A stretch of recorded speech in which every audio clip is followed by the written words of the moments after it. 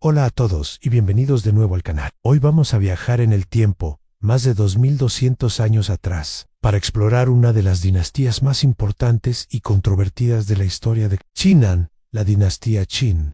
Aunque su reinado fue increíblemente corto, apenas 15 años, su impacto fue tan profundo que le dio a China su nombre y sentó las bases para el imperio que duraría milenios. ¿Cómo lo lograron? ¿Quién fue el hombre detrás de esta hazaña monumental? Quédense conmigo porque la historia del primer emperador y su dinastía es una montaña rusa de poder, ambición, brutalidad y legado. Para entender la magnitud del logro de la dinastía Qin, primero tenemos que imaginar cómo era China antes de ellos. Durante más de 500 años, el territorio estuvo sumido en un caos casi constante. La antigua dinastía Zhou se había desmoronado, y lo que quedó fue un mosaico de estados en guerra, todos luchando por la supremacía. Este periodo se conoce muy apropiadamente como el periodo de los reinos combatientes. Era una época de alianzas que se hacían y rompían en un día, de batallas sangrientas y de una incertidumbre total para la gente común. En medio de este torbellino de violencia, un estado en la periferia occidental,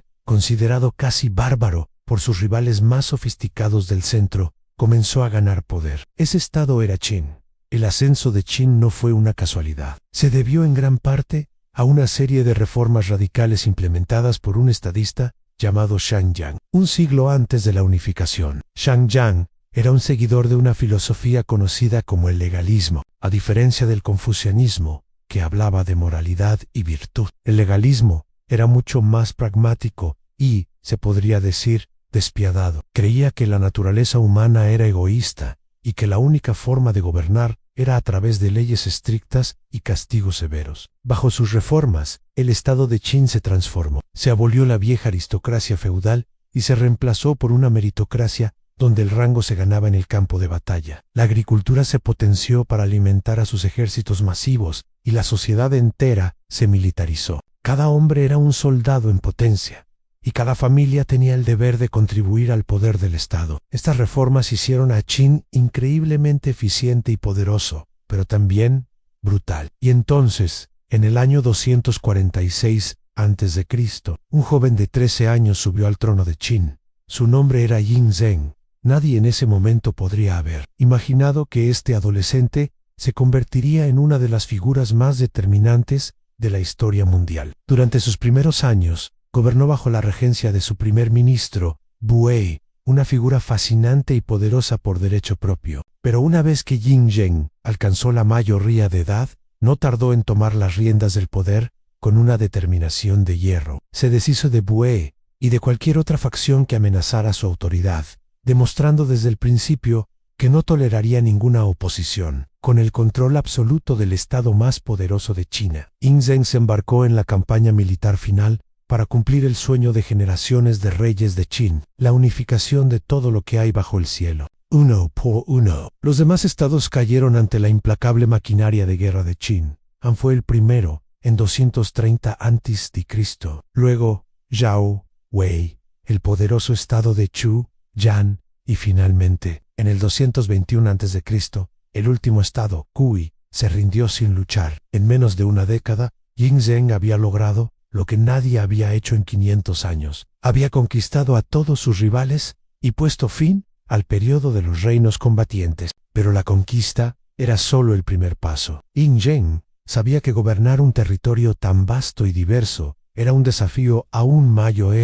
No quería ser simplemente otro rey. Se veía a sí mismo como algo completamente nuevo, un gobernante por encima de todos los reyes anteriores. Por eso, creó un nuevo título para sí mismo, An Qin Shi Huang, que se traduce como primer emperador Yi Qin. Este título proclamaba que él era el comienzo de una nueva era, el fundador de una dinastía que, según él, duraría 10.000 generaciones, para asegurar que su imperio recién forjado no se desintegrara de nuevo en estados en guerra. Qin Shi Huang aplicó los principios legalistas que habían hecho fuerte a Qin a toda China.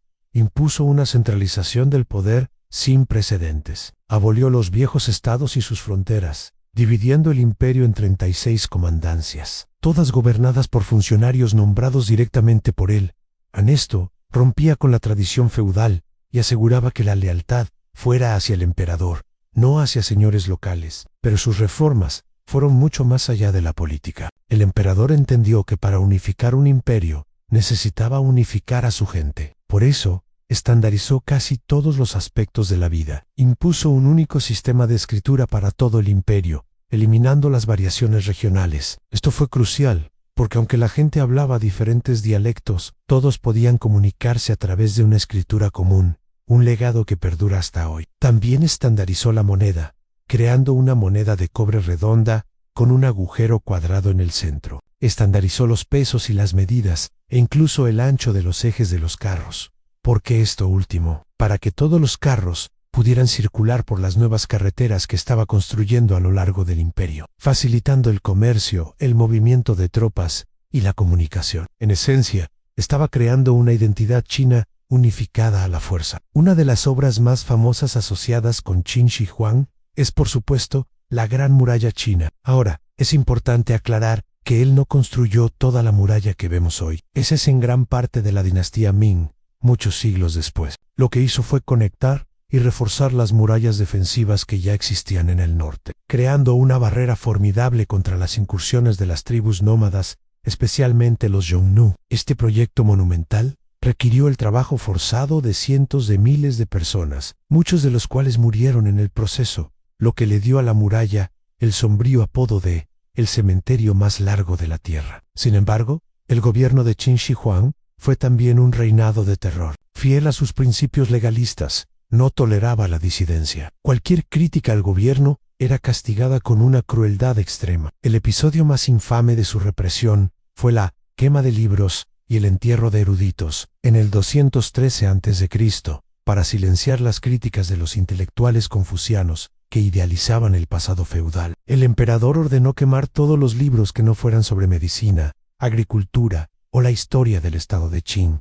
Un año después, según la tradición, ejecutó a más de 460 eruditos, enterrándolos vivos. Quería borrar el pasado y asegurarse de que la historia comenzara con él. Fue un intento brutal de controlar no solo las acciones de la gente, sino también sus pensamientos. A medida que envejecía, Qin Shi Huang se obsesionó cada vez más con la idea de la muerte y la búsqueda de la inmortalidad. Envió expediciones a través de los mares en busca del legendario elixir de la vida y se rodeó de alquimistas que le prometían la vida eterna. Irónicamente, se cree que muchas de las píldoras de la inmortalidad que tomaba contenían mercurio, lo que probablemente aceleró su muerte en lugar de prevenirla. Murió en el año 210 a.C.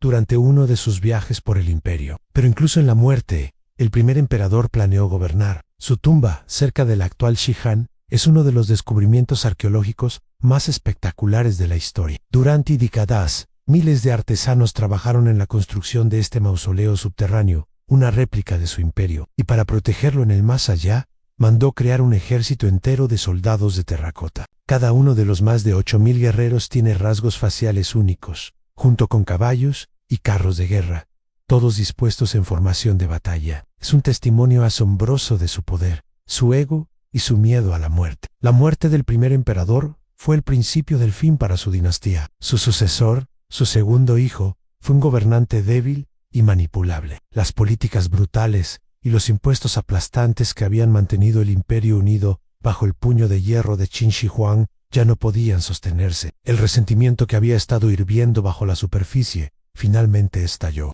Rebeliones masivas surgieron por todo el imperio, lideradas por campesinos, antiguos nobles y aspirantes a reyes. En tan solo 3 años después de la muerte de su fundador, la poderosa dinastía Qin, que se suponía que duraría 10.000 generaciones, se derrumbó. En el 206 a.C., la capital fue saqueada y el último emperador Qin fue asesinado. Entonces, ¿cuál es el legado de la dinastía Qin? Por un lado, es una historia de tiranía, crueldad y megalomanía. Qin Shi Huang es recordado como un déspota que causó un sufrimiento inmenso. Pero por otro lado, su legado es innegable. A pesar de su brutalidad, unificó China y creó las estructuras políticas y culturales que definirían al país durante los siguientes 2 milenios. La dinastía que le sucedió, la dinastía Han, adoptó gran parte del sistema administrativo de Qin, aunque suavizó sus políticas legalistas más duras con la filosofía del confucianismo. El concepto de una China unificada,